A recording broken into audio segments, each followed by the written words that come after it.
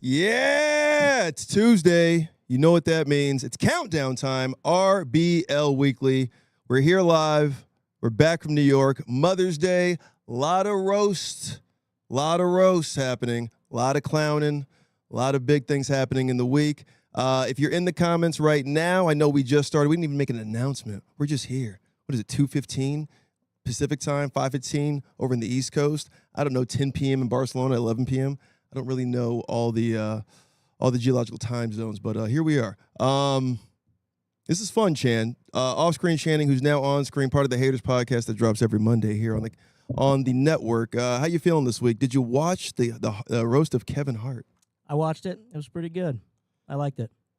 What'd you like about it? I mean, there's a lot of if you're an online person, online type of guy, girl, or they, you've seen some things happen out there when it comes to specific jokes. People are picking and choosing what they want to hate on.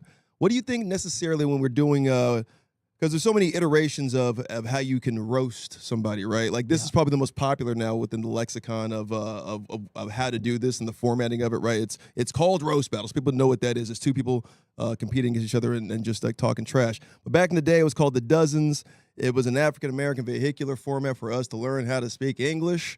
It's legal now. And then it goes into snapping and clowning and, all kinds of stuff. John, and, if you're over in Philadelphia or Baltimore, or the DMV area, sorry, everybody in Maryland. But, now we look at this thing here, and Kevin Hart kind of brought a thing, in the black community, it's a little tough when you're doing really hard racial jokes about black people specifically, and then you invite a room full of white people into the room to laugh with you, but the perception is that they're laughing at us. Now, they're saying that, and then you've also got the other side who's saying, well, they're making fun of us too. How dare they? These guys are disgusting, right? So what do you think about picking and choosing the dark material, polarized material that's out in the ether right now? I don't really understand all the backlash that it's getting, but it's coming from a place that you and I see this in clubs nightly. Mm-hmm. The people don't really see this type of humor, this type of dark humor, this type of racial humor, this type of on the line type shit, Excuse me. Well, like we were talking about before the show started, this is the closest that they're going to get to seeing what's actually happening in clubs. Yes. This is the closest we've seen a nationally televised broadcast, stream, whatever, get to like the real nitty-gritty of what's happening in comedy clubs. This is yonder bag type material, but they're doing it live stream in front of millions of people. They're finally getting a taste of what's really happening. Yes, and if you don't know what a yonder bag is, what off-screen Channing, now on-screen from the Haters podcast, it drops Monday here on the network. It's they close your phones up. They lock your phones up. That way you can't be out there trying to cancel people. So they have it at a lot of comedy clubs, Comedy Cellar, any Dave Chappelle show, any Comedy Store show. Your phone's going to be locked up because the artist who's performing the art wants to have the freedom to be able to fail or say whatever they can say to get a rise out of you, whether it's entertaining or just funny. That is kind of our job here. And I think with the roast, because it's so polarizing and it's so dark, and we do this every week, not only do we love it, but I think it does expound upon the conversation at large when you talk about the polarizing material that is being said. Now, what's great about the RBL, what's great about Roast Battle in general is this is the place that all those roasts writers are coming from now. This is the pool. If you look at a lot of the guys that were contributing writers or actually wrote on the show, all those guys. Now, when I saw Shane's monologue, I could tell exactly who was there. And then I saw the picture afterwards. I was like, I knew it. Nick Mullen, if you didn't know, your boy from Cumtown, he's a legendary roast battle from Roast Masters. Zach Amico had I think our first viral video against Karen Feehan on Reddit. He's a legend. He's been on the Comedy Central version. My boy JP McDade. If you don't know JP McDade by now, you should look him up. He's got a hell of a special. He opens for Stav. He's a headliner on his own. He's a monster. And then obviously you guys know Mike Lawrence as the greatest of all time in this. And I think he was the lead dog in that race. So a lot of guys were roasting out there. A lot of guys were helping contribute on this thing. Benji Aflalo, Jerron Horton, Nicole Buchanan, Pat Barker. There's so many awesome people that do this thing. So roasters, young roast battlers, young roast writers, young joke writers, this is a joke writer showcase. This is a roast writer showcase. So if you want to hopefully someday get a job on one of these things, keep battling, keep writing, and we here in the league, here in the network, can help facilitate hopefully a writing job for you, because I know there's a lot of ghostwriters that help contribute to this roast. And shout out the roast holiday we had on Sunday. Mother's Day roast with all those interleague battles we had. Greg Giraldo Jr.'s debut on the network. Big fan of that and the legacy that he is. Battle Josh Means. If you guys haven't seen that, I'll drop this Thursday. But let's get into the countdown. That's why we're here right now. We do this top 10 every week. And this is going to be an interesting week because New York keeps doing this thing where they're just outsourcing their battlers and they just keep ranking on the countdown. Number 10 was a battle or an episode we dropped a couple weeks ago here on the network at the Comedy Mothership. It was an interleague battle versus the Bay Area's Miss Emily Rudolph versus Ilya Laskin, who looks like a younger yet older version of Mike Lawrence, and he dominated that a bit. They both get a half a point. That's number 10. Number 9. What do we got here, Chan? Ooh, number 9 was I don't want to mess his name up, so I didn't look at it. Harvasp Katao versus Sebastian Chow. Now, this was an Indian cat versus a Chinese cat up in the Toronto area. A lot of fun stuff, a lot of geopolitical stuff. You know, I get down on that. That was a fun battle. Please go to RBL.live and check all these battles out. They're there right now. So if you guys think these battles are better than the ones you're going to see in the top 7, let us know. Sound off in the comments. Sound off whatever you want to sound off. You know, just don't call us the N-word. All right, let's go to number 8. That is us here in Los Angeles. Welcome back to the Countdown Los Angeles. Lily Smallheiser, she's a rising battler here in Los Angeles against Avery Dower. He just keeps battling in Los Angeles, but he's a Bay Area battler, so the Bay Area gets a 1.5 for this. Thank you, Lily and Avery, for that. So let's just get into what we all came to see, which is the battles. This is a fun one out there in Nolans. What up, Nola? Number 7 in the world this week, Mike Onro versus Matt Johnson. Let's roast. Matt looks like a racist taco truck employee. Thank you, light-skinned grimace. Mike looks like he pays for hookers with Funko Pops.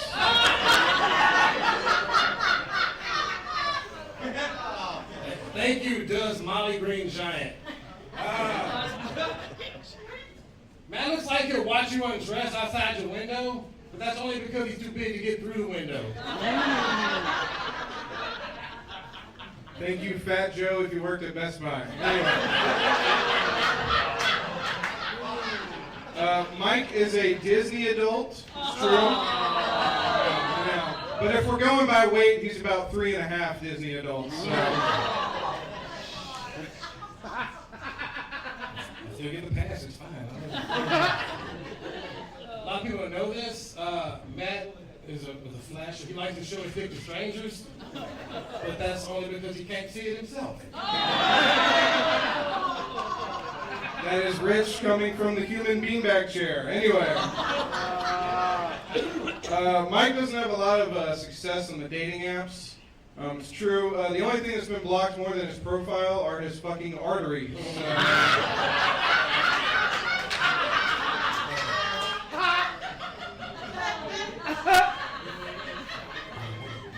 Food, it's fine. Matt wasn't allowed to have pets when he was younger because every time he loved them a little too much, they ended up with broken necks. Same thing with his mysterious missing little brother. Got dark in the end there. Yeah. Mike. Yeah. You don't really look like a Mike, though. You look more like a Ozempic before photo, but anyway. Fun fact, Mike drives a forklift, and it's true. If you look at him, you can tell, he's probably lifted a lot of forks in his life, a lot of spoons, a lot of knives, cones, sponge, you get it. Matt looks like he's a member of a cult that worships Bigfoots. Not the Sasquatch, the monster truck. Talk to my family. Anyway, okay. That was Mike Honore, everybody. That's Honore, which is short for Honorary Spokesman for Type 2 Diabetes. And now a little fun fact. On January 1st, guys, the federal government ruled that all candy, chips, and soda could not be purchased with food stamps. That was January 1st, or as Mike called it, the day the earth stood still. Yes, Joe!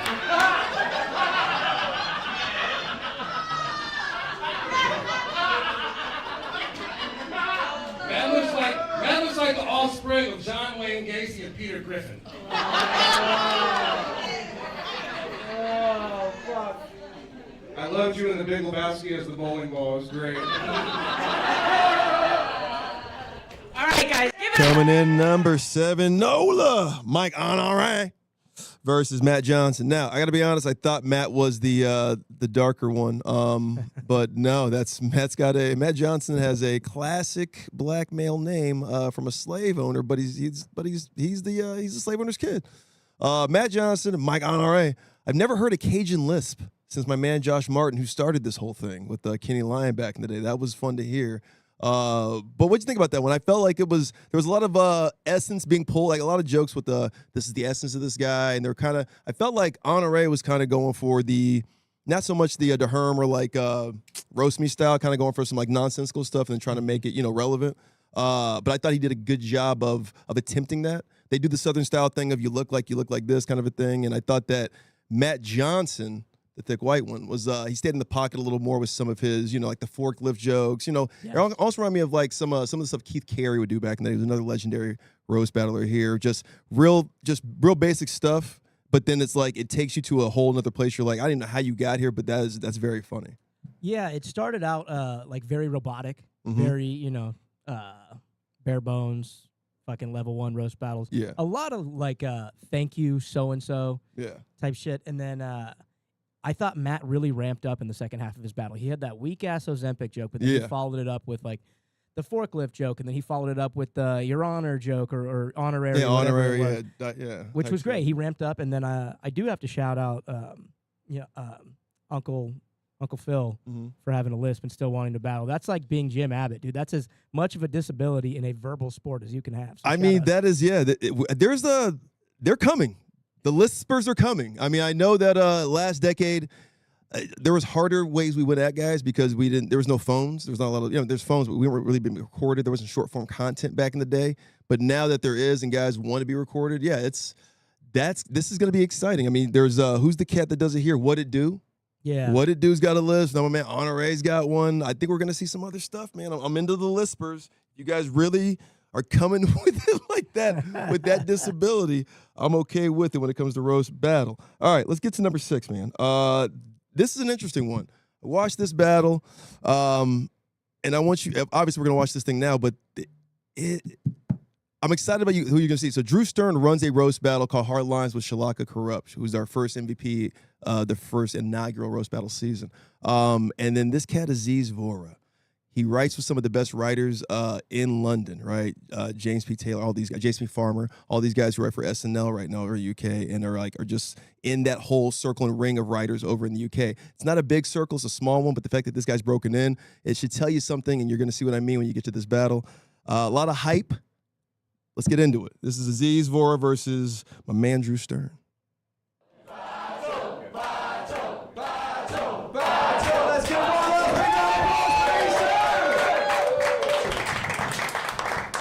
Hello everyone.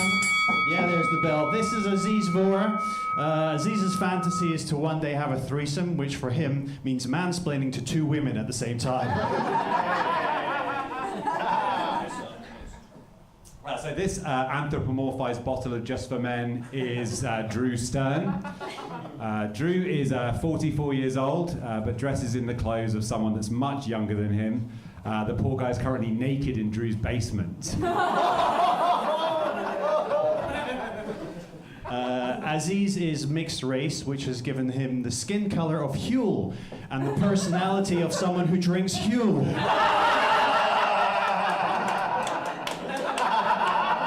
Like Yoo-hoo over there? Yeah, I'd like to thank Drew for taking time out of staring a bit too long at his son's girlfriend to be here tonight. Drew has 2 kids, and he tries really hard to be a cool dad. The last time an Andrew tried this hard to be down with the kids, he was stripped of his royal titles. Ladies, you might recognize Aziz from your Instagram comments this week where he says, it's 62 million visits, not visitors. That's one for the ladies. It's the marathon tomorrow, and I very much think of the marathon in the same way that I think about Aziz. I don't understand why anyone would want to do him, and afterwards I'm pretty sure your nipples will be chapped. As you can see, Drew wears 2 watches. Very, very strange. One is an Apple Watch to help him lose weight, and as you can see, I imagine the other one's to help him put it back on again.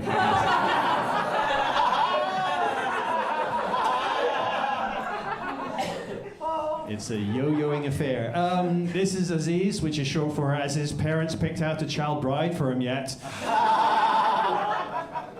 Aziz is a twin, and they both actually have the exact same beard, which looks better on him than it does on his sister. And I did wonder, if you have an abortion of twins, is it twice the cost or 2 for 1? Which is the question his mum wished she'd asked herself. Drew, I love you, man, but you're such a massive old nerd. You look like you've got a podcast about roast battle. Also, Drew has a podcast about roast battle. He co-hosts it with a female comedian because recording a podcast is the only way he's able to turn on a woman. Aziz is a fan of Dungeons and Dragons. As a Muslim, it's a privilege to be surrounded by 72 virgins. He had a girlfriend who played D&D with him, but she cheated on him with another player. But don't feel too sorry for him. His wizard is now a level 3 cuck. Never trust a dark elf, guys. Fuck him. This is a bit behind the scenes here, but like before the show, we're supposed to like give like 10 interesting facts to each other to like help us write jokes. And I want to read out now, if it's okay, one of the facts that Drew sent to me. So remember this is like interesting facts you were to send to someone from a 44-year-old man. One of his facts was, I can solve a Rubik's Cube in under 1 minute. I'm really sorry, man, but how much of a boring fucking cunt do you need to be that one of the most interesting things about you is that you're autistic? But I don't just think you're autistic, Drew. I also think you're a liar.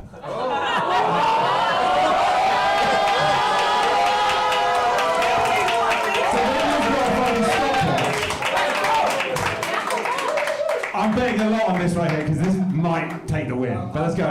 Yeah, let's do it. Hold it up. We're counting down. Let's not. No starting. How long has he got to do it? A minute. Less than a minute. 3, 2, 1, go!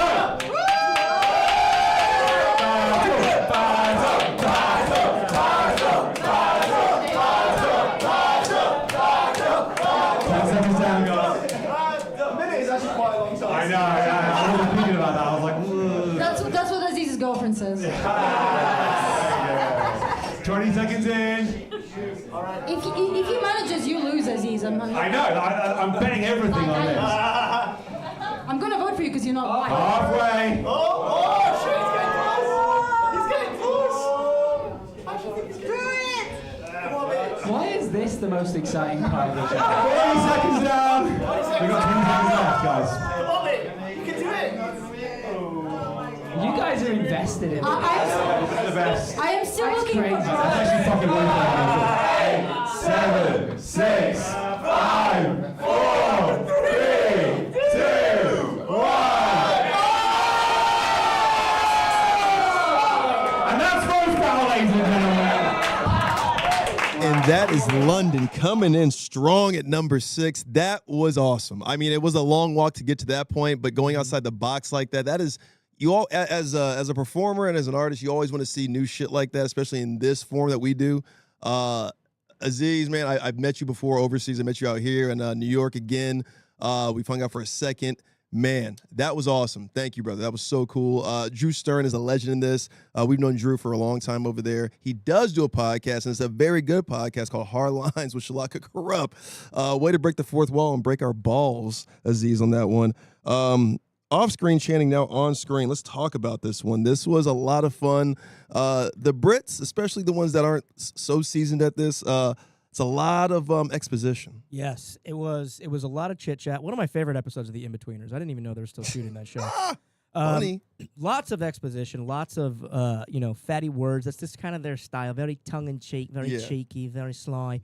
I have to say though that Rubik's Cube thing, I fucking loved. It was brilliant because it's a win-win. Either he gets to call him a bullshit artist and say that you can't solve it, or he goes, see, autistic. Right. So fucking just genius. I mean, that's how you lay it down right there. So, I mean, either way, he was going to win. I mean, just going outside the box. I mean, they do this thing where they do send a questionnaire. A lot of roast battle ladies are doing that. That way you can, figure things out. It's not always get it out the mud, little nigga, like DeHerm always says to us. Some people actually take this thing seriously. So that was how you do it usually. You figure out what your opponent, what their strength or weaknesses is, and then you make their strength their weakness. And I thought my man Aziz nailed that shit. So that's number 6, London. Welcome back to the Countdown, London. Let's go to number 5. This was a championship match out in Barcelona. We love these cats. Alice Russo was out in Austin. She battled Sam Minnie, and now she's battling Waros for the championship in Barcelona. Let's take a look.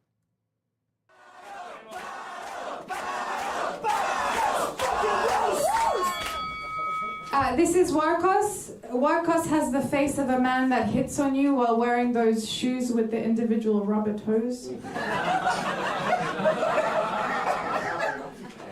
Waros has a very unique look. I would say it's somewhere between 9 to 5 and 9/11.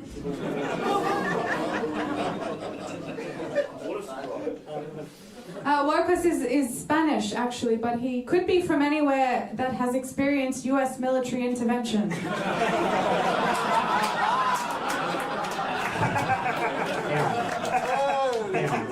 I mean, your jokes sting, but nothing cuts deeper than your pointy-ass chin.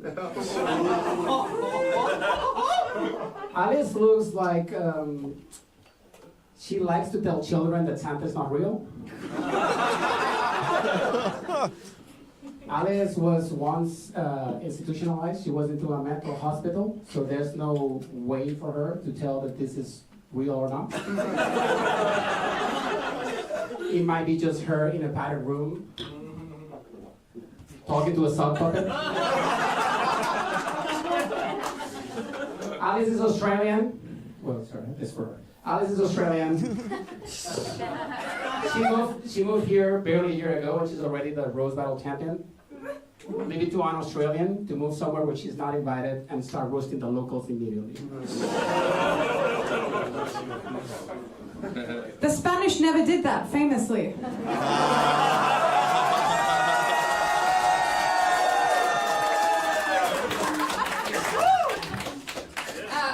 Waros looks like he runs a spiritual retreat where everyone looks like him by the end.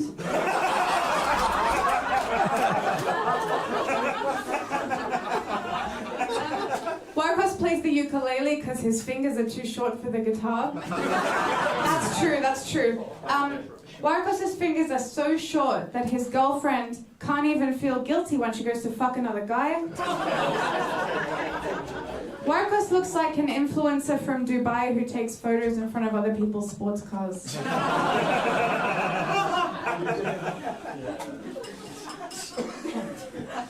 I'm gonna reply to that. That's a reply.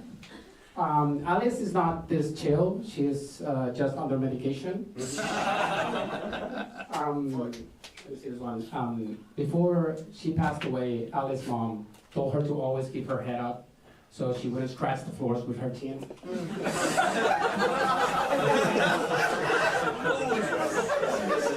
Even though she passed away, Alice tries to do anything she can to stay connected to her mom. So every night before she goes to bed, she fucks a dude that could be her dad.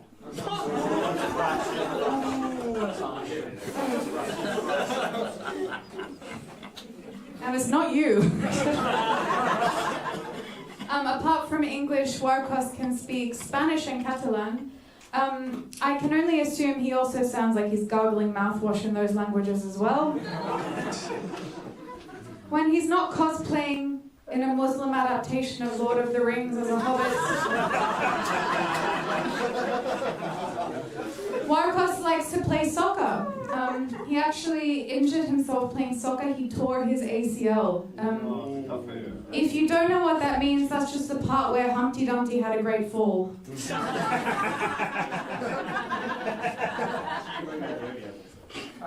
Alice asked me not to body shame her, but she said nothing about her mustache.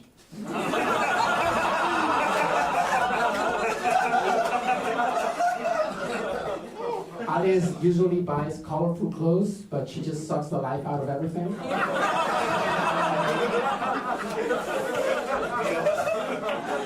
Alice looks like Harry Potter if the scar was only emotional.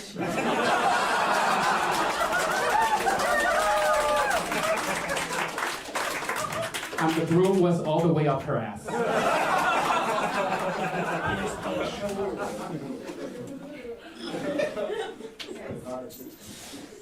Waros' hobbies include printing 3D miniature figurines and designing video games. A conversation with Waros is like hearing a child have a tantrum in public. You know that autism is involved, but that doesn't make it any easier to hear.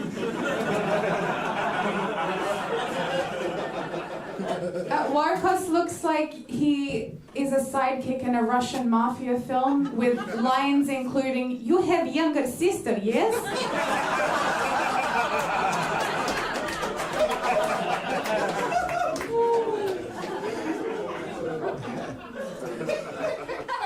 Alice's favorite pastime is crying. Alice looks like she knows that a group of crows is called a murder. Oh, that was softer. All right. Alice fantasizes about being on her own true crime podcast as The Body.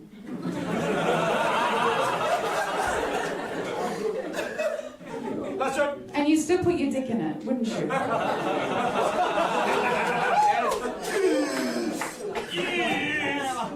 Waros, thank you for taking time out of your French Arab rap group to be here.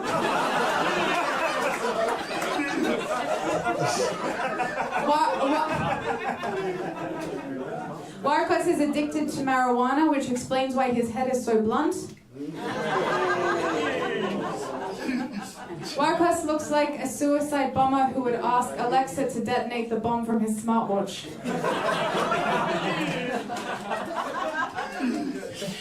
I'm so sad that you cannot afford a smartwatch.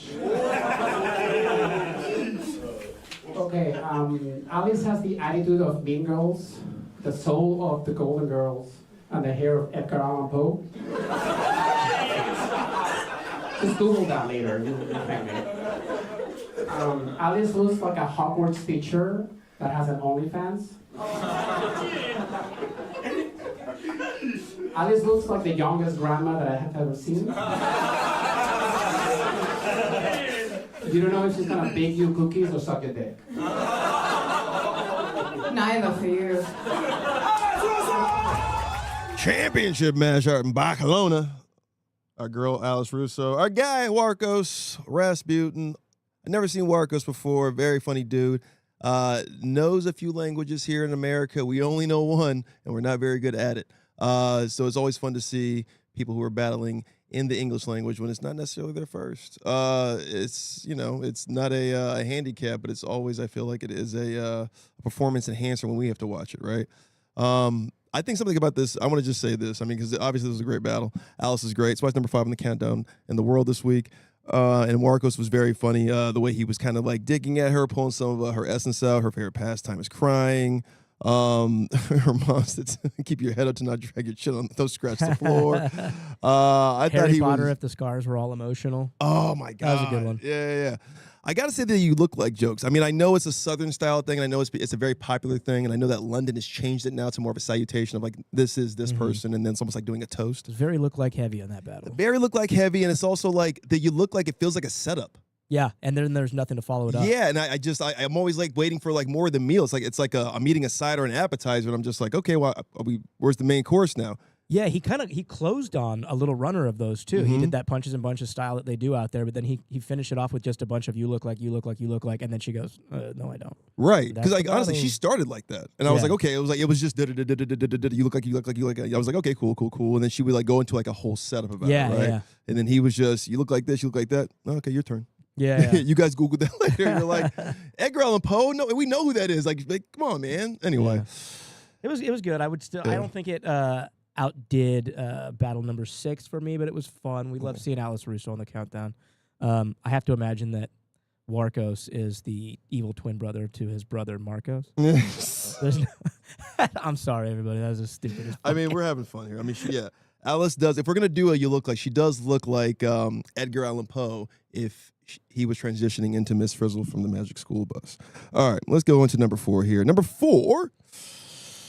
New York City, you're back. I don't know, you guys you're back. You're on this countdown too many times this week. That's foreshadowing. There's more of these guys. But these are favorites of ours. It's the Boogeyman, John Ajota versus a man who can't see him, Brandon Lott. Let's get into it.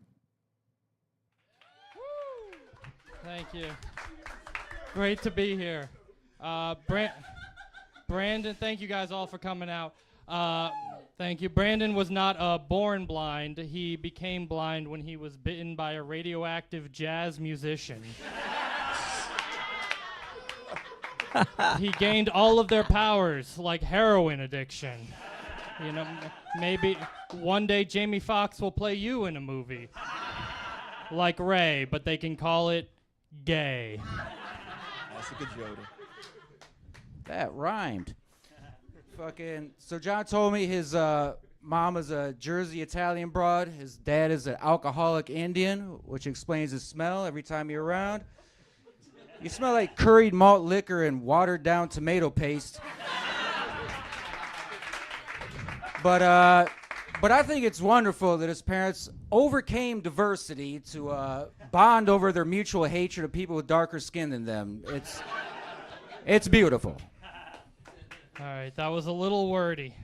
Sure. But Brandon's sister does everything for him. Let's give it up for Michelle, everybody. Give it up for her. Go ahead, take a bow, Michelle. Thank you so much. Michelle, she does everything. She even dresses him. So what happened? Did she lose her sense of taste?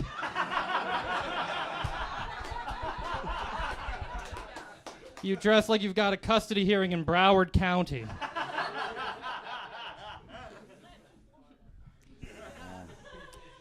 Yeah, so John's half Italian, half Indian. So whenever he beats his own dick, it's technically a hate crime.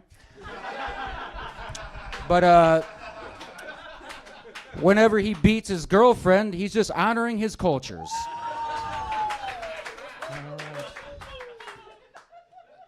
You echolocate your sister naked in the next room. But anyway, I've decided I don't want to be blind anymore. So, Lord Jesus Christ, I repent my homosexual ways. No, you Oh, don't. it's a miracle. All right, Brandon, your turn. Just stop being gay. You're not my dad. Look. So I've been told what you look like, and so I'm sure you hear this a lot. What are you doing so close to me? There's a lot of room on this train. Get away from me, you fucking creep. Oh my goodness. So Brandon became blind after years of drug abuse. Sorry. It's unrelated. Yeah, but I mean, I was under the impression that's what caused that. My bad. Anyway, I mean, you should, not to be a bad influence, but like, why would you? You're not gonna get more blind. Just keep doing drugs. Right? What have you got to lose? I mean, you do have horrible mangled yellow teeth, but yellow is a color, by the way. I remember. Shit. Yeah, I don't know. I understand why John's a bit of a creep, because, like, growing up Catholic and Hindu, like, it had to be weird, like, jerking off to that four-armed titty, like, god of yours, and then having that Catholic guilt roll in, so... Like, I understand why you stand under the subway stairs looking up ladies' skirts, because the only way you can get hard is if you're shameful about it. Blind guy's bad at writing jokes. Who would have thought? But anyway, I didn't want to just do like 5 blind jokes, you know, because Brandon is a lot more than that. But on the other hand, I deserve a treat. But Brandon's a great guy, so we're gonna go after you. How about after this we get a couple beers, we just get fucking drunk and hang out after? That sound good? Yeah, sounds great. As long as you promise not to drive home. Dan? Yeah, I got one more joke. All right. Jesus Christ, right?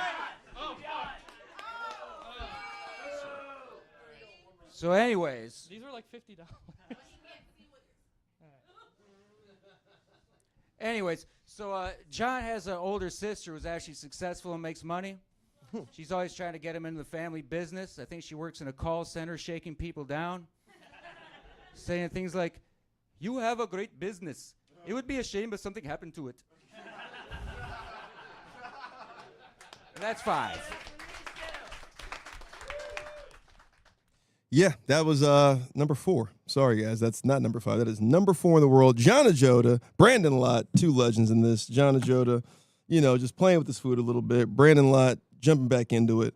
Haven't seen that guy since San Diego. Funny dude.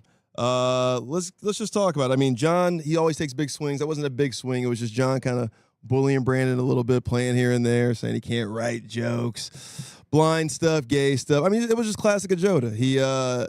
He bought glasses to act as if he was blind. His first joke, he didn't really stay in character that tough. I mean, he did switch the character when he's like, see, it's conversion therapy kind of a thing. But, it wasn't like, it's just John. I mean, at this point, it's just that's what the boogeyman does. So this wasn't his best performance, I'd say, but it was like he was kind of just batting around, just trying to win. Yeah, he kind of abandoned the bit a little bit. Yeah. Through, it was funny that he didn't do any description of what he was doing. So the entire time he was, facing the wrong way or putting on the sunglasses, Brandon had no idea what was going on. No idea. Yeah, that was all for the audience. I mean, yeah. Brandon's funny too because like he does play into it too. Like, it's like, I remember talking about yellow and that was good. Not a lot to say about that battle, guys. It was just technically sound by John Ajoda. Brandon Lott threw some stuff in there too, and it was fun. Let's get to number 3. Another battle with a New York battler at the New York Comedy Club in Hartford. Out there, or Stamford, Stamford, Connecticut. But this is Hartford coming in at number 3 with Dave Sheehan from Hartford and Devin Bramble from New York.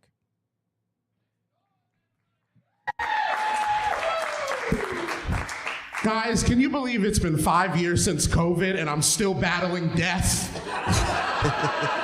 For real though, Dave's a great guy. He's super nice. Him being so tall helps with women because he can drop the roofie so high, it's like a raindrop. Welcome to tonight's documentary, How a Potato Becomes a French Fry. You may recognize Devin from hosting shows like Rwanda's Got Talent and Are You Smuggling a Fifth Grader? You might know Dave from If Balls Could Talk. Dave, if you're here, who's trying to lure black people out of their juke joint and turn them into vampires? Just says that because he wishes the movie was called Dinners.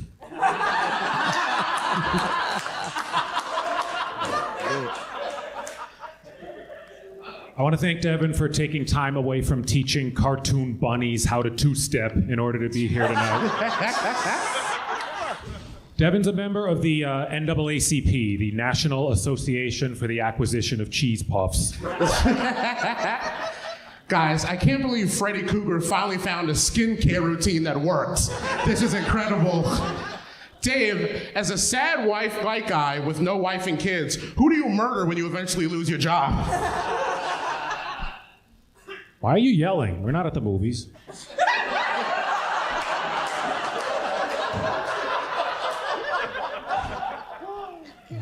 Thank you, Anderson Pachyderm. Devin has the energy of a 7-year-old boy and the body of the beanbag chair that boy sleeps in every night. Beanbag chair, we're back. Thank you, Big Bird, if he got all his feathers removed. Dave, this has been really fun, but I'm gonna get fired as funeral director if I don't get you back to the morgue. Thank you, Oscar the Couch.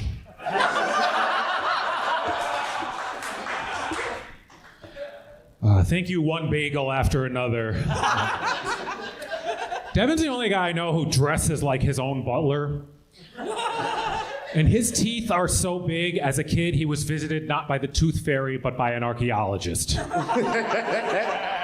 Guys, I can't believe I'm here battling the tree they hung my ancestors on. This is messed up. We should have known. He's literally a skinhead. How many bald trees do you know? Some of them got strange fruit, my man. Thank you, LL Kool-Aid Man.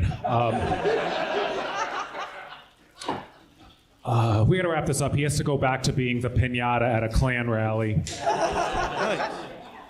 Devin does not wear sunscreen. He wears solar panels. No, we're all kidding here. I'm happy to share the stage with him. It's much better than trying to share a kayak with him. Hell yeah. Keep it going for number 3 in the world. That's Hartford, everybody. That's Dave Sheehan, Devin Bramble. That's, what is that, 4? That's 4 New York comics on this right now. Whew. New York right now is at a solid 11.5 points on this episode alone. There's still 2 battles left. Jeez. That was a fun one, man. I was talking about the writers earlier, like, you know, guys who you'll probably see like writing on some of these roasts on Netflix or other networks that they're gonna have coming up later. Dave Sheehan, I think that guy's tailor-made to write for a roast. Brandon Petrie out in Cleveland, Chris Scriva. I mean, there's so many guys. James Regal. There's so many good dudes. Ryan Cullen, Shalaka Corrupt. I mean, the list goes on. If DeHerm ever takes some time in writing, I think he could do it too. But I think there's a lot of good, solid, just traditional joke writers. John DeJoda, obviously. Dan Wicks, Mike Eaton. I mean, there's so many good guys out there who are doing this thing. Helen Kay, Esther, Ken Grinnell. I mean, the list goes on of just like roast writers that can contribute to things like that. And if you guys keep doing this, I mean, like, yeah, they're gonna see these things because I mean, this is all Jeff Ross does is you know, watch these things and see who who can get on the team, who can get on the roster, that type of thing. So keep watching the roasts that come on Netflix. Keep supporting those guys. Some of your favorite roast battlers are in that. I think I forgot David Lucas. He was another contributing writer on that thing. And that was a lot of fun. Now, back to this battle. Devin Bramble. Fun stuff, man. I think it's his 3rd time on the countdown, and he is very, very fun. I think he's a big target to play with. He's learning how to play with his big targetness more, right? Dave was going real technical. There were some jokes I was like, you're better than that, Dave. But for the most part, Dave is just, he's setting up for something later, I always feel like, right? It's not that movie he's making right there. It's the movie he's going to make later. And I think that's why I love about Dave Sheehan's writing style. And anything you kind of see on him rolls off of him. Like, he did kind of roll into some race jokes I thought were like, you're above that. But then he made up for it later kind of a thing, you know? Mm-hmm. And I did love the reference play, you know, Dinners and Sinners. And yeah, that was great. He was quick on that one, too. Mm-hmm. Yeah, Anderson Pachyderm. You know, the wordplay is always fun. And I'll say this, and I'm sorry, Dave, you're not dating Charity Gregory. I apologize to put you through that, you know, that rumor mill out there, you know, and now people think that you would date Charity Gregory, and I apologize for that. It's just so mean. And I apologize to the Gregory family, for putting Dave through that. I am so sorry. Charity really scolded me about it and said, she's like, Dave is just completely out of my league, and I just don't know why you would say that. So I'm kidding. No, but Charity's current boyfriend, I'm so sorry, brother. I honestly think all you guys look alike, and I didn't actually know if you're white or black. I just think you comics just are the same. All right, in Hartford. Let's get to number 2 in the world. It's another wild card. Houston, welcome back to the countdown. Some big showings, Houston. And they have their first actual roast they just did last Saturday, so we're going to see an actual Houston battle submitted this week. But this is an outsourced battle we did at the Comedy Cellar a couple weeks ago. Michael Dede from Houston, Alicia Dillon from the Bay Area. Let's do it. Oh, shit. Oh, man, it's good to be here at the Comedy Cellar. Fun fact, "Sell her" was the last words Alicia heard her dad say before she got shipped off to America. So that's pretty fun.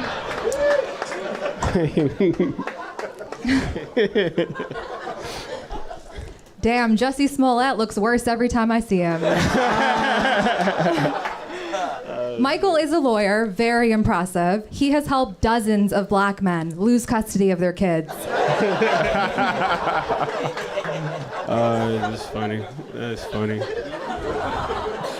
Oh, man. Keep it going for one of the 72 versions Zoran Mamdani will get when he goes to heaven. Very good. Inshallah, brother. Oh man, Alicia's actually a really good person. Like she volunteers and she helps out kids with cancer by making them wigs out of all of her arm and back hair.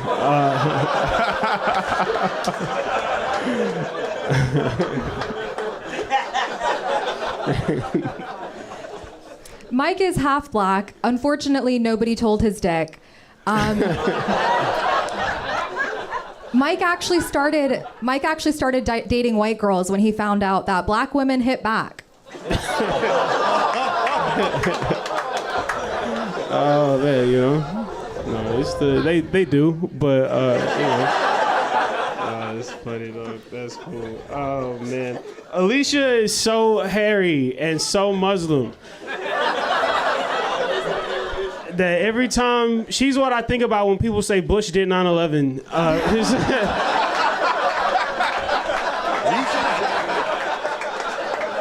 Alicia's so hairy. Every apartment she's ever lived at, she's had to pay a pet deposit.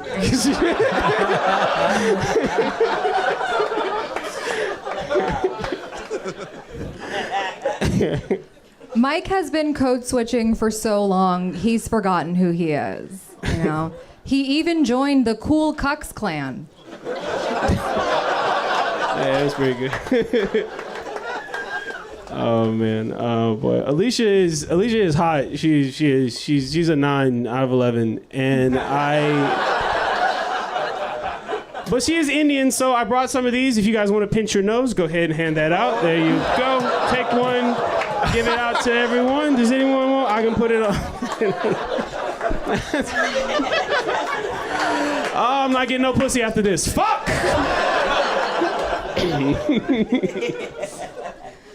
Mike looks like the kind of guy that begs his white girlfriend to do anal.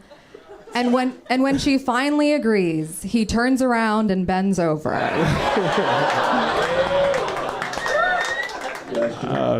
That's bro, y'all. I know some of y'all niggas from Bushwick. Stop acting like y'all. Y'all don't want to get pegged, bro. That shit is. No, that's cool. That is cool though. I mean, keep it going for y'all. Gotta laugh at Alicia because they are gonna behead her after this. And no, she's cute. She is cute, but she don't have no ass. And you know, you got the face of Jasmine and the body of Aladdin, so that's cool. All right, that's it.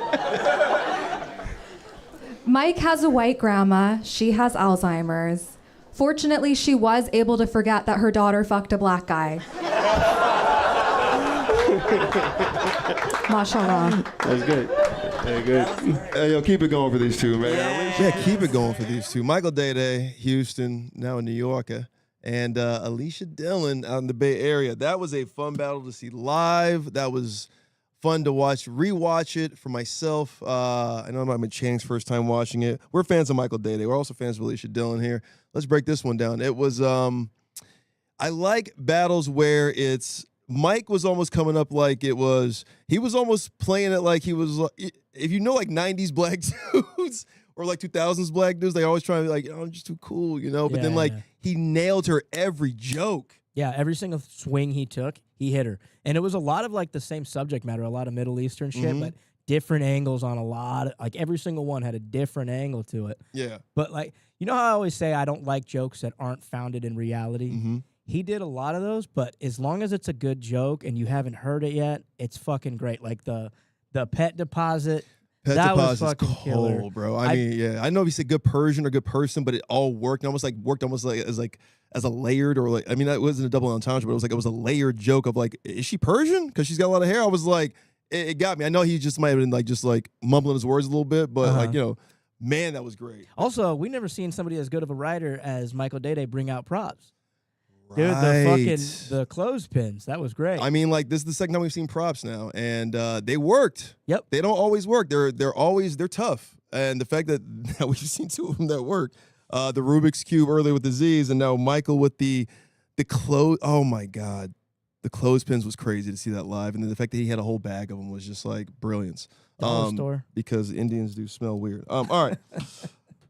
Let's go to the number one battle. Houston, welcome back to the countdown. Bay Area, you got more points. That means you guys actually scored 3 times this episode. So Shout out to Bay. Oh, I'm sorry, no, it was twice. No, they had Ilya, and I'm sorry, they had Emily. Then they had Alicia and Avery. That's what. Yeah, so they scored 3 times the Bay Area, and they're making like New York because New York scored 4 times this countdown. And let's go to the number 1 battle in the world with probably the number 1, number 2 ranked battlers in the world. 2 of the best joke writers we have on the circuit right now. That's Mike Eaton from Austin, Dan Wicks from New York. If you saw this battle, I know you guys commented and loved it. This was the first battle that almost got a unanimous number 1. I think there was only one. I think it was a number 2. I think they got they only had one other vote, and it was a second place. Like we never had something this dominant, and you're gonna see why. Dan Wicks, Mike Eaton, number 1 battle of the world this week.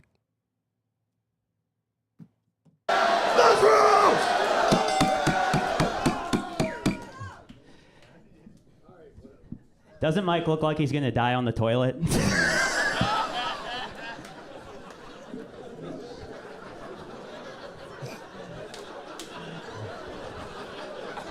I hope. Mike's gonna die as he lived, making people wait a long time to use the bathroom.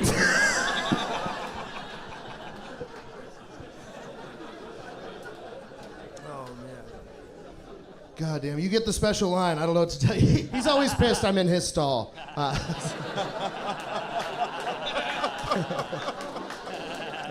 Clean up after yourself. Yeah. Dan moves around like Stephen Hawking if he got a hold of Uncle Laser's cocaine. I finally figured out what Stephen Hawking was doing on the island. He was fucking those kids, and that chair didn't pull out, and that's how we got this genius reach. We call him Little Evidence. I bet you wish you had a chair right now.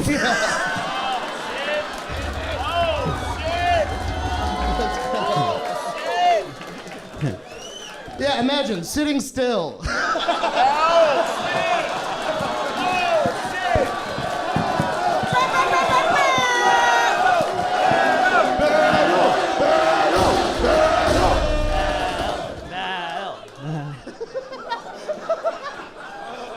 You look like you just won like an esports tournament. You're just, let's go. Let's go. You look like you own a timeshare in Margaritaville. I'm there for the pies. Let's go. All right. Mike has a tattoo of a donut on his arm because it wasn't enough for food to just go in his body. I would love to see a tattoo on you, just a squiggly fucking line.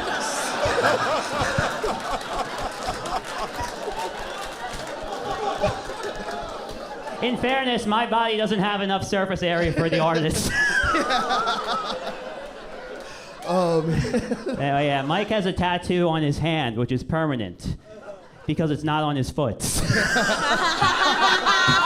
fuck! That's a great joke! That's a great joke! Dan, you're using your feet enough for both of us, you know? Oh, man. Dude, you know when you're at a party and a guy starts playing Wonderwall and that's such a bummer? Dude, imagine someone that made their whole personality jump around. Dan, a party is those things we don't invite you to. God. A party is where, unlike you, I snort Diet Coke.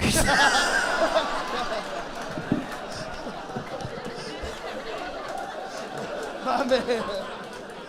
Diet Coke, DC doesn't count, you know?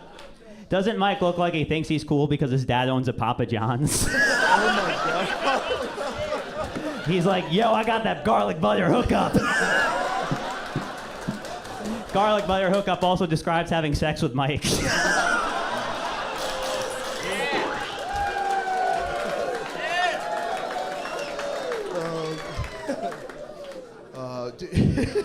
I love Dan so much. Dan is a vegetarian, which is crazy.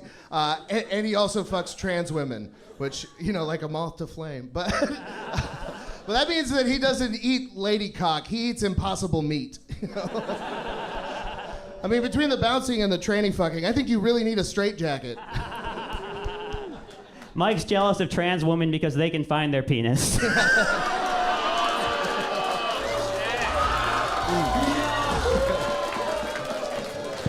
Dave gave me a truffle. I'm good.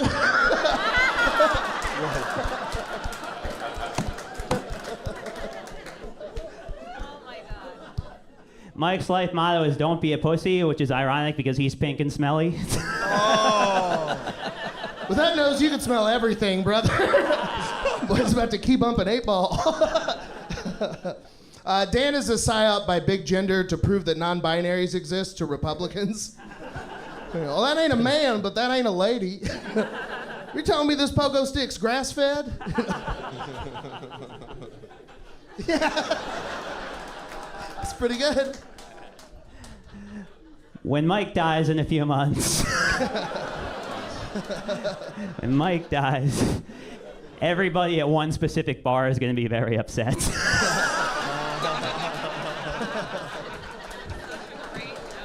There's a lot of bars where they know your name. He was in the bathrooms looking at women. Mike's here for a good time, not a long time. The opposite is true when he's taking a shit.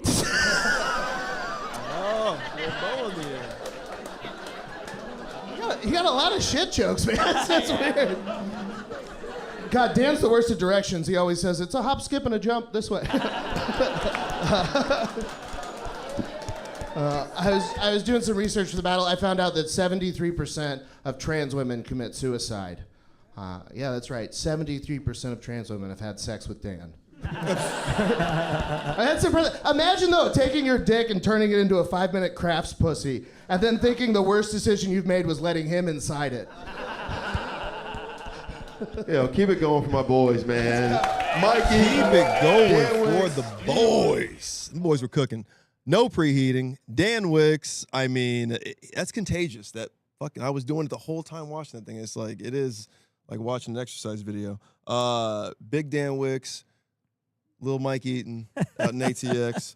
That was, you can't, those are like, all right, so here's the superpower of those two I see a lot, which is you can't really hit them because everything rolls off because they're so quick on the off the cuff or the rebut, right? Like they may even have a written rebuttal, but ultimately they're waiting for the game to come to them. Like those are like really seasoned vets of, like I heard Shea Gilgeous-Alexander for the Oklahoma City Thunder when they swept the Los Angeles Lakers. I'm talking sports. I know you guys are nerds. You can turn this off right now. But I saw Shea say this yesterday of like, you got to let the game come to you. And then when the game tells me what to do, I just do what the game tells me so I can get in that flow state. And that's what I saw with Dan Wicks in that battle. As strong as Mike Eaton is, I felt like Mike didn't prepare as well as he normally does. Like, he just had a battle on Sunday where he fucking knocked it out of the park versus Trey Pack, and Trey was awesome too. But I felt like he kind of ran out of steam in this one. And it's like a rarity. I don't see Mike do that on that stage a lot at the Comedy Mothership. But I felt like Dan did get the best of him with a lot of the off the cuff stuff. I mean, he had some great off the cuff stuff too. I thought they both had fucking the tattoo squiggly line thing. I mean, that will get me forever. Moth to a flame with especially with trans women. I just thought that he had a lot of good asides, and his written jokes were awesome, obviously. But I thought the going big with the trans joke at the end, where there wasn't a big payoff, I think that's ultimately where he lost it. It petered out a little bit. That's where I think he lost this. But they were both. I mean, that was a lesson in being in the moment and being a part of the battle, not just a part of your notebook. You know what I mean? Because that little runner that they had 3 or 4 rebuts about that fucking chair, about a chair, about the concept of sitting down. And they both were able to equate it to each other with big laughs in the moment. If you told me that was pre-written, that they sat down at Mitzi's before that battle and came up with that shit, I'd be like, that makes sense. But knowing them, I know they did it. There's absolutely no way they did it. Yeah, it was brilliant. And Dan with the big bow at the end, like I know Mike was saying a lot of shit jokes. It was just 2. It was just the beginning, and then a little run there at the end. Got the runs, and then at the end there, he put a bow on it right there, and I just thought that was, I mean, obviously number one, but evidently everybody who voted this week, outside of one particular voter, thought that was the best battle they had seen all year. So that's the countdown this week. Let's get to the standings. It's upsetting if you're a Los Angelino and a talent out here in Los Angelino. We are just not looking good, everybody. Here are your division standings going into week 11. This is week 10. It's over. Pacific Bay Area way out in front now, 46.5 points. They got a lot of points from this particular episode. Tokyo didn't rank this week only because they've been on the road so much. And I think their affiliates didn't have any shows. But that Tokyo LA Supercard was a lot of fun. Supercards are fun because it showcases a lot of the city, right? You get to see why these guys care about their city, who these guys are from their cities, and then the interleague matchups we do at the Cellar and at the Mothership, you get to see the best of the best battle each other. So I love the Supercars because it's 5-on-5, 5 of the best battlers from that city, 5 of the best battlers from this city. Always check those out. They're always here on the network. RBL.live for everything else you guys need for information. Singular battles here from the Countdown. Bay Area's out in front. Tokyo didn't score this week. We got some points. Welcome back to the Countdown. LA, 32. 12.5 for Phoenix. They'll have a better battle next week. I promise you that. New York. My God, brother. What's going on with you guys? Brother, sister, they, them, other. New York, way out in front. Almost at 100 points with there's 25 weeks left. This is week 10. It's a 35-week season. There's 25 of these things left. And these motherfuckers are already at 93. And you guys put 3 or 4 of their fucking battles on the Countdown this week. What's going on, New York? I know Dan is cheesing right now. Dan is fucking can't stop running around his apartment right now, I bet, looking at this. Hartford scored again. Dave Sheehan put him on their back with Devin Bramble. Cleveland. I thought Cleveland had a hell of a battle this week. It was a 3-rounder that went to overtime. Brandon Petrie, Chris Scriva over there in Pittsburgh. That's an affiliate for Scotland. And then obviously Cleveland has been ascending hard this year, and Petrie's becoming a favorite of a lot of ours. So go check out that battle on RBL.live. And then Toronto. Toronto had a good battle this week. Obviously made the Countdown. Houston, welcome back. Out of the doldrums. They had 3.5 points. No negatives. Nobody's got negatives now. Atlanta, you lost a point this week. That's 23. I'm sorry. I'll fix that. I'll fix that on the thing. I know there's a lot of you guys who, the Mike Gams of the world looking at this thing. They're at 23. Chill. Then you got NOLA score some points this week. Austin way out in front of there in the South. But that Europe, we've been talking about this for a long time now with Europe.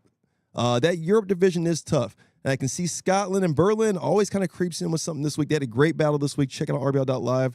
Nick Crow versus Thomas Spitzer. I thought that was so much fun. A big Thomas Spitzer crowd, so I don't really know what was good or wasn't, but I don't speak the language that well, especially the broken English they were doing in that. Nick Crow, very English and queer, and he was very, very, very funny in that battle.